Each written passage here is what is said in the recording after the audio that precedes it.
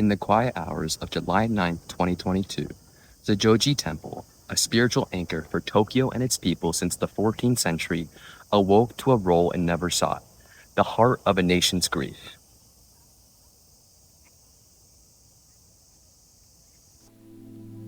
The courtyard, washed in pale morning light, held clusters of mourners moving with the hush of ritual. White chrysanthemums gathered at the temple steps like fallen snow. This temple was familiar with Abe.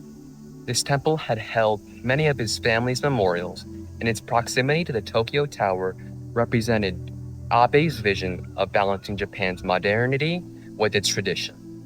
Now, that balance felt suddenly, irreversibly shaken.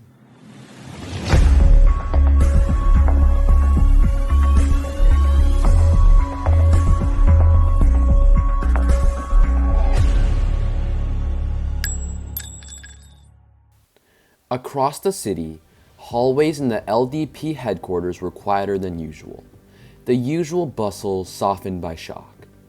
Those who had worked beside Abe remembered his early footsteps there.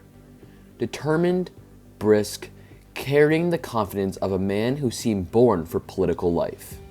Just inside this building, Shinzo Abe rewrote the political scene. He was Japan's youngest prime minister, and he also became the longest-standing prime minister, but perhaps the most controversial legacy.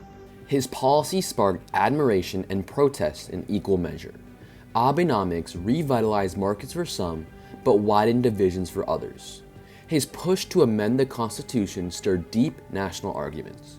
Yet no one doubted his influence. Abe was a fixture and a force.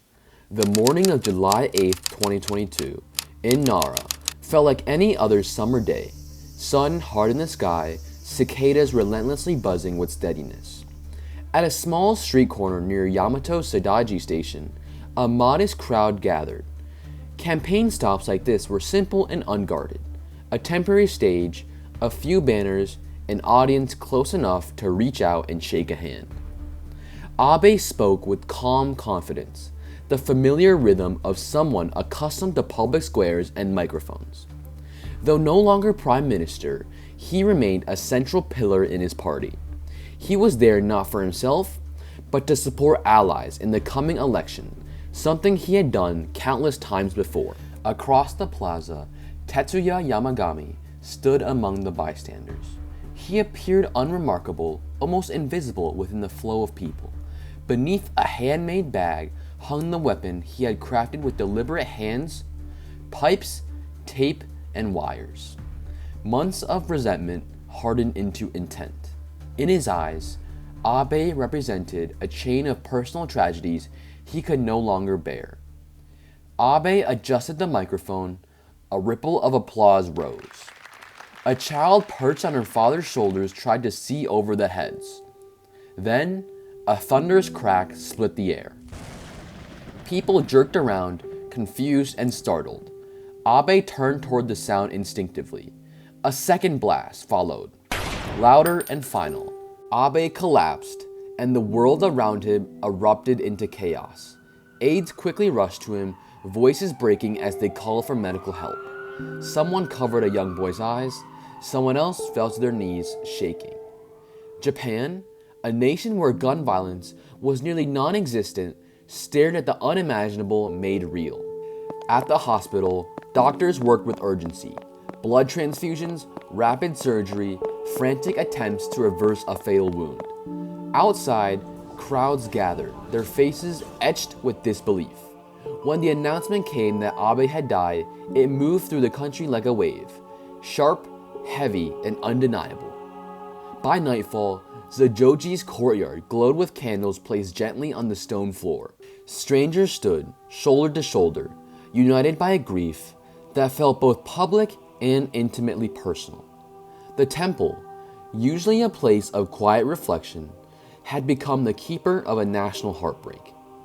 3 years later, in a stark courtroom in Nara, the man responsible stood before a judge.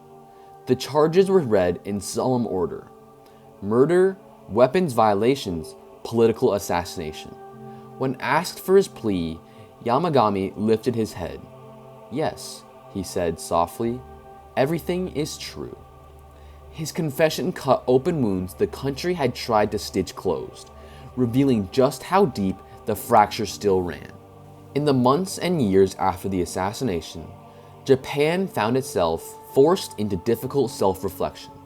Security protocols for public officials, long considered adequate, were rewritten from the ground up. Police presence increased at political events. Barriers went up where once only handshakes existed. The shooting also reignited debates about political transparency and the influence of religious organizations, conversations that had simmered quietly for decades but now demanded open reckoning.